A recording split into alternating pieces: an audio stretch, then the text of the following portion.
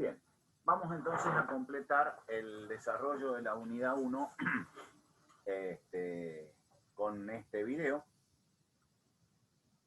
Recordarán que habíamos definido la aceleración instantánea como una herramienta, en realidad como una magnitud física, que me ayudase a describir los cambios de velocidad, las variaciones de velocidad a medida que el cuerpo, el móvil, se va moviendo.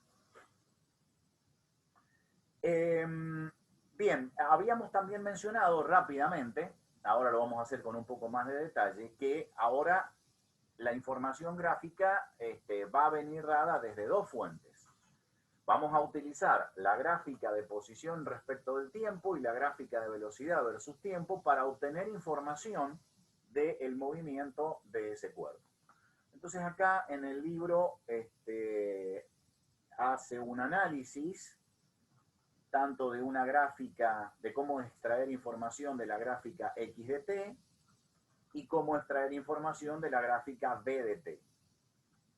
Recordar entonces que los vectores velocidad instantánea y aceleración instantánea son vectores que desde el punto de vista gráfico son tangentes a las curvas en cada una de las representaciones gráficas que podemos hacer del cuerpo. El vector aceleración, por ejemplo, como muestra esta gráfica de acá, que es una gráfica de velocidad en función del tiempo, el vector aceleración siempre va a ser un vector que se va a encontrar tangente, se va a dibujar tangente a esta curva de velocidad versus tiempo. Entonces, en el punto A, por ejemplo, que es justamente el tiempo, la velocidad que me da en este valor de acá, es el valor de la velocidad que tiene el cuerpo en el instante t igual a 0. Otra vez, t igual a 0 es un tiempo cualquiera. Podría ser tomado como el tiempo inicial o no. No es importante eso. En el punto B tenemos el valor de la velocidad, que casualmente vale 0 en esta gráfica, para un instante de tiempo t sub b. Entonces, en el punto A, si yo trazo la recta tangente a esta curva, yo acá tengo información de el tiempo 0, la lectura que hago sobre este eje vertical, sobre el eje de ordenadas, es el valor de la velocidad en el instante t igual a a, que en este caso es 0. Fíjense ustedes que es un valor negativo. Un valor negativo significa que el sentido del vector velocidad es contrario al sentido positivo del eje X. Sistema de referencia que estamos arbitrariamente utilizando, arbitrariamente hemos elegido para describir el movimiento del cuerpo. Acá lo tenemos. Pero, sin embargo, la pendiente de la recta tangente a esta curva en el punto A es positiva. Eso indica que el vector aceleración es positivo. El sentido de ese vector tiene que coincidir con el sentido positivo asignado al eje X. Acá lo tenemos, ¿sí? Bien. Que el hecho de que la velocidad sea negativa significa que, bueno, el sentido de desplazamiento del cuerpo, es decir, mirando el sentido del vector velocidad, yo puedo saber cuál es el sentido de desplazamiento del cuerpo, ¿sí? Acá está. El objeto está a una distancia x negativa y se mueve en la dirección menos x. Es decir, se mueve en la dirección del sentido negativo respecto del semieje positivo de las X. Bueno, el análisis va a ser similar o se va a extender para cada punto de esa trayectoria. En el punto B vemos que la velocidad vale 0. Si trazamos la recta tangente, observamos que trazando la recta tangente, observamos que la pendiente vuelve a ser positiva. Entonces acá lo tenemos. Para el tiempo t igual a b, la velocidad vale 0, pero la pendiente es positiva, entonces el sentido del vector velocidad coincide con el sentido positivo del eje X. En el punto C tenemos un determinado valor de velocidad que vamos a leer sobre el eje de ordenadas. Es positivo, por lo tanto acá tenemos el vector velocidad. pero la pendiente de la recta tangente es 0, quiere decir que la aceleración es 0. Y con el mismo significado podemos entender los demás puntos mostrados en esta gráfica.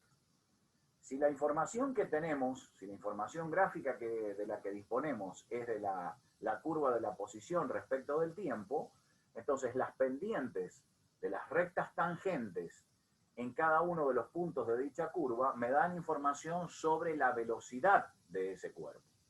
Entonces, veamos esto. En el punto A, la posición del cuerpo es negativa, es decir, está detrás del origen del sistema de referencia. La pendiente de la recta tangente a la curva en este punto es positiva. Eso quiere decir que la velocidad es positiva. Consecuentemente, en la gráfica, el sentido del vector velocidad coincide con el sentido positivo del eje de las X. ¿Sí? Ahora bien, no puedo ver gráficamente a la aceleración. Para ver gráficamente a la aceleración, tengo que simultáneamente analizar esta curva y esta curva. En el caso del libro lo hace perfectamente, es decir, estas dos curvas están conectadas. ¿Sí? Entonces, nuevamente, tener mucho cuidado en la interpretación gráfica. Existe una relación un poco más distante, pero que también nos va a ayudar a por lo menos deducir cuál es el signo de la aceleración en el caso de la gráfica x de t, que es la curvatura. Si la curvatura de la gráfica va hacia arriba, significa que la pendiente de la recta tangente en un entorno del punto A va a ir creciendo. Esto de nuevo es un análisis gráfico que ya se hizo, que se aprendió a hacer en análisis matemático 1 respecto de la variación de la pendiente. Entonces, con una concavidad hacia arriba, con una curvatura hacia arriba, en un entorno del punto A, la pendiente de la recta tangente va a ir creciendo. Esto significa que la velocidad va a ir incrementándose y consecuentemente, si la velocidad se va incrementando, nosotros sabemos por la definición del vector aceleración que el delta V va a ser positivo. Fíjense ustedes que este análisis es consecuente con lo que aparece en la gráfica acá. En este punto B de la gráfica lo que sacamos es la pendiente de la recta tangente, que es positiva, es muy grande porque la recta casi es vertical, un vector velocidad muy grande. En el punto B, para un instante de tiempo t sub b, la posición es 0, es decir, el móvil está pasando por el origen del sistema de coordenadas, arbitrariamente elegido. Pero al analizar la variación de aceleración, es decir, la variación de velocidad, vemos que el punto B es un punto de inflexión. Hay un cambio de curvatura a partir del punto B. Y entonces, el cambio de velocidad pasa de positivo a negativo, es decir, no de positivo a negativo, sino la pendiente de la recta tangente va incrementándose y después se va decrementando. Y si esto es simétrica, si la curva es simétrica, la aceleración va a ser 0 porque el delta V es 0. Bueno, repito, con la misma, en el punto C, la recta tangente tiene una pendiente que es 0, velocidad 0 cuando pasa por este punto, es decir, en esta posición, en este tiempo. La recta tangente es horizontal, la velocidad es 0, y otra vez, analizando la curvatura de la gráfica, como vemos que la curvatura va hacia abajo, la aceleración es negativa. Es negativa porque la pendiente de la recta tangente en un entorno del punto C pasa de valores positivos a 0 y negativos. En ese delta V va a ser el delta V justamente negativo, aceleración negativa.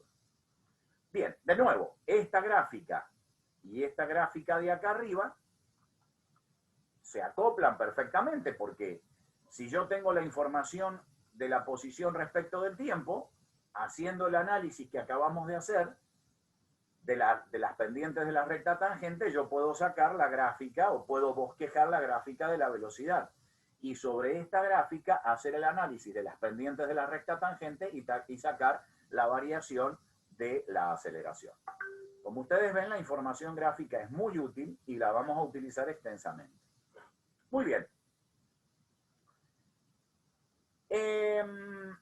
Ya tenemos las tres magnitudes físicas que vamos a utilizar para describir la cinemática del cuerpo, es decir, para estudiar el movimiento, las características del movimiento del cuerpo.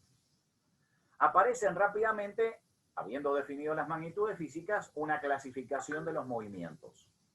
Una de las clasificaciones es la dimensionalidad del movimiento. Si nos estamos moviendo o estamos estudiando el movimiento de un cuerpo en una dimensión, 2 dimensiones, 3 dimensiones, si el cuerpo se mueve en una sola dimensión, el movimiento será rectilíneo, puesto que un sistema de referencia con un solo eje es suficiente para hacer el estudio del cuerpo. En realidad, la palabra rectilíneo no hace referencia al sistema de referencia utilizado, sino hace referencia a la trayectoria de ese cuerpo, es decir, al camino recorrido por ese cuerpo. Se mueve en una sola dimensión, el movimiento tiene que ser en una línea recta, por lo tanto el movimiento es rectilíneo. Ahora bien, en función de, digamos, de todas estas características, es el nombre que va a recibir el movimiento.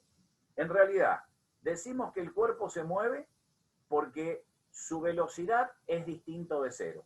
Hay que tomar conciencia de que en la definición de la velocidad, vuelvo un poco para atrás, en la velocidad, según como está definida, lo que me permite es estudiar cómo varía el desplazamiento. Entonces, para que el cuerpo se mueva, yo necesito que la velocidad sea distinta de cero. Y la velocidad va a ser distinta de cero cuando el desplazamiento sea distinto de cero. Justamente de allí, este análisis me permite asegurar de que si la velocidad es distinta de cero, quiere decir de que el cuerpo se está moviendo, es decir, es prueba de que el cuerpo se está moviendo.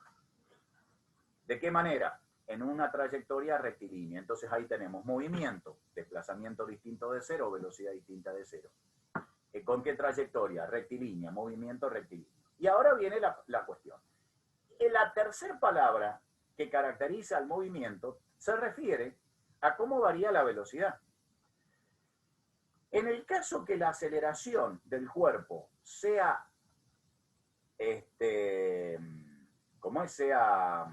sea cero, es decir, que el cuerpo no presente variación de velocidad, estaremos en el caso de un movimiento rectilíneo uniforme. La palabra uniforme hace referencia a que las variaciones de desplazamiento en el tiempo siempre son lo mismo. Por cada intervalo de tiempo de observación del movimiento, siempre tengo el mismo desplazamiento. Consecuentemente, la velocidad va a ser constante, y si la velocidad es constante, el delta de velocidad es cero, por lo tanto, la aceleración va a ser cero.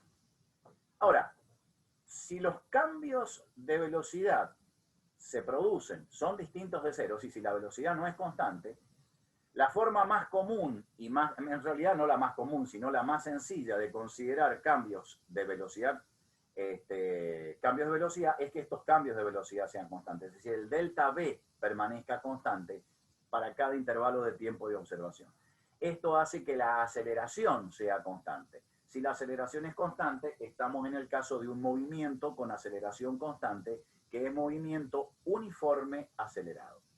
Entonces, acá tenemos el caso de un cuerpo que para distintos intervalos de tiempo presenta cambios de velocidades de manera tal que los delta V en cada delta T, ese numerito delta V sobre delta T, sea constante para cada delta T tomado o digamos, utilizado para el estudio. Eso hace que la aceleración sea constante. El cálculo de la aceleración media es este que presentamos acá, entre dos instantes de tiempo cualesquiera. Por cuestiones de simplicidad, vamos a suponer que el instante t sub 1 es 0, ya lo habíamos visto, si ya lo habíamos mencionado anteriormente, es simplemente a los fines de simplificar la matemática, nada más. Y hay que observar que como la aceleración es constante, entonces la gráfica de una aceleración que me muestra el cambio de la aceleración en función del tiempo va a ser una recta horizontal, es decir, pendiente cero, aceleración constante. Para cada instante de tiempo en el movimiento del cuerpo siempre voy a poder observar, medir la misma aceleración. Bueno, con las simplificaciones que acabamos de mencionar, es decir, haciendo que el instante inicial sea cero y la velocidad en el punto inicial la vamos a identificar como v0x, simplemente por un cambio de nomenclatura, de acá podemos obtener una segunda ecuación para el movimiento uniforme acelerado, que es esta, que me permite calcular la velocidad final que tiene el cuerpo al cabo de un instante de tiempo determinado. Si hacemos la gráfica de la velocidad final en función del tiempo, obtenemos esto de acá, que es una línea recta, ¿no? V0x, perdón, es la velocidad inicial en el instante inicial de observación o de estudio del movimiento. La aceleración es constante y la variable independiente es el tiempo. Esto desde el punto de vista gráfico es la representación de una línea recta, como lo tenemos acá, donde V0x es la ordenada al origen de esa gráfica, de esa función lineal, y donde la aceleración es la pendiente de esa recta, ¿sí? Entonces acá tenemos la representación gráfica de esta función. La velocidad media va a estar dado por esta expresión. X es la posición final del cuerpo, X sub 0 la posición inicial, T es el intervalo de tiempo, y de acá yo puedo sacar, combinando las ecuaciones, esta expresión, que es solamente válida para el caso de aceleración constante, ¿sí? Y entonces esto me permite hacer el reemplazo en esta expresión de aquí, es decir, en la expresión anterior, mejor dicho, en la expresión de la aceleración, acá, y llegar finalmente a una expresión alternativa, es decir, a una expresión alternativa para la velocidad, y de acá encontrar la expresión de la posición respecto del tiempo. Desde el punto de vista matemático vemos que la relación de velocidad con el tiempo es una línea recta, donde la pendiente de esa línea recta es la aceleración, y acá vemos que la relación entre posición y tiempo es una parábola, porque depende de una forma cuadrática respecto del tiempo. Acá tenemos una representación gráfica de lo que estamos diciendo. X en función de t, forma parabólica, B en función de t, una línea recta. ¿Sí? Bien, perfecto. Bueno, de acá se pueden obtener algunas fórmulas alternativas. Volviendo un poco a la gráfica anterior, el área bajo la curva, ¿sí? Como indica acá, me está dando el cambio de posición. Para ustedes quienes ya conocen el cálculo integral, el área bajo la curva está representando la integral de b respecto de t, y eso me da la posición. Ahí tenemos otra forma gráfica de obtener estas cantidades. Y se pueden obtener, entonces, trabajando algebraicamente, esto se lo dejo para que lo vean ustedes, acá está desarrollado en el libro, obtener estas otras fórmulas, que son fórmulas alternativas para calcular posición y velocidad en función de los datos o de las distintas formas que tenemos de obtener los datos del movimiento del cuerpo. Como es un movimiento cuya característica es que la aceleración sea constante, generalmente ese es el dato que tenemos. Esta fórmula me permite calcular la posición, conociendo la posición final y la posición inicial y las velocidades. Esta otra me permite calcular la velocidad final, conociendo la aceleración y la posición. No necesitamos el tiempo. En fin, distintas ecuaciones que están listadas en esta tabla y que me permiten calcular las distintas magnitudes físicas características de este movimiento. El libro siempre les va a presentar una estrategia para resolución de problemas. Es muy interesante que lo lean porque nosotros vamos a trabajar con esta metodología, ¿sí?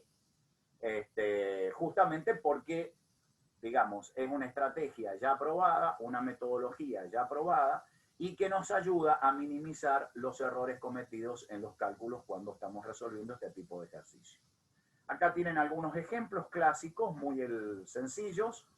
No van a tener, espero yo, no tengan problemas para entenderlo, sino obviamente los comentamos en las clases de consulta, pero digamos son problemas clásicos y que les va a ayudar a reforzar, digamos, el entendimiento de esta situación, de la cinemática. Un caso característico de un movimiento con aceleración constante es lo que se llama el estudio de la caída libre de los cuerpos. Esto se presenta cuando un cuerpo dentro de un campo gravitatorio, es decir, un cuerpo sometido a la atracción gravitatoria de la Tierra, podría ser, se libera de una posición a una altura h respecto del piso de la Tierra, ¿sí?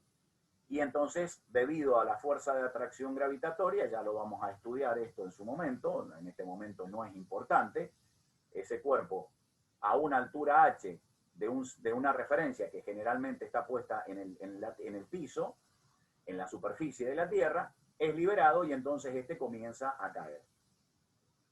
La característica de este movimiento es que la aceleración con la que cae este cuerpo es constante, la famosa aceleración de la gravedad, que en general se puede considerar como constante, por lo menos esto es cierto dentro de cierto intervalo, igual a 9,8 metros sobre segundo cuadrado, y entonces es un ejemplo que se presenta en la práctica de movimiento rectilíneo uniforme variado.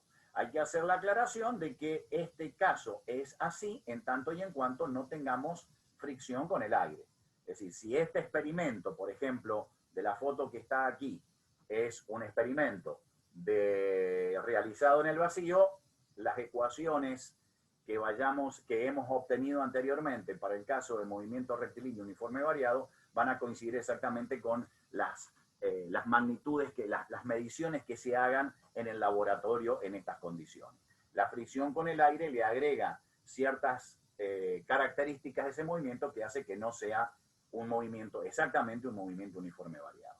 Bien, no hay mucho que decir respecto de esto, puesto que este tipo de movimiento, como es un uniforme variado, utiliza con ciertas correcciones esta tabla de fórmulas para poder describir el movimiento. Así que no hay mucho para decir. Acá tienen algunos ejemplos donde lo que hay que prestar atención simplemente es al sistema de referencia utilizado y en función del sistema de referencia utilizado para describir el movimiento del cuerpo, los valores con que tenemos a G, con que tenemos al tiempo inicial, la velocidad inicial, la posición inicial, etcétera, etcétera, etcétera. Eso lo pueden ver fácilmente en este ejemplo que presenta el libro, que ya está resuelto, y lo van a revisar y lo van a trabajar en las clases prácticas, así que, digamos, no vamos a insistir con esto, se los dejo como tarea para poder avanzar más rápidamente. Nuevamente, acá tienen varios ejemplos. Y por último, llega la amenaza que había hecho al principio. Vamos a utilizar muchísimo la herramienta matemática. La integración y la derivación son herramientas que están al orden del día. Y acá les presenta el libro Cómo obtener velocidad y posición a través de la integración. Esto es, conociendo la aceleración, cómo podemos calcular o obtener de allí velocidad y posición. Bueno, es muy sencillo.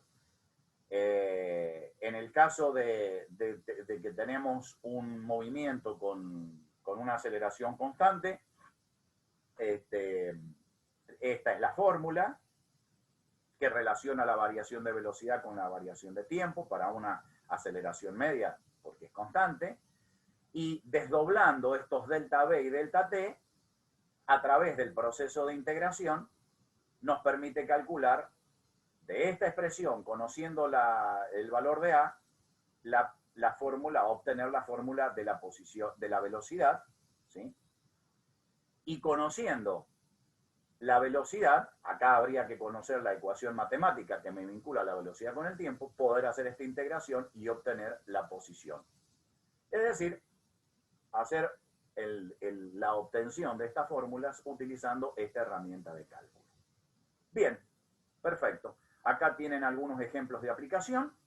Nuevamente, son ejercicios muy sencillos, aplicaciones de las fórmulas que acabamos de ver, muy útiles para que los repasen, para que los sigan. El desarrollo está muy bien explicado, digamos, en el libro, y les va a ayudar a captar y comprender mejor los temas desarrollados. Y con esto entonces terminamos la segunda parte, es decir, el segundo video que completa la unidad, la primera unidad, que es movimiento unidimensional.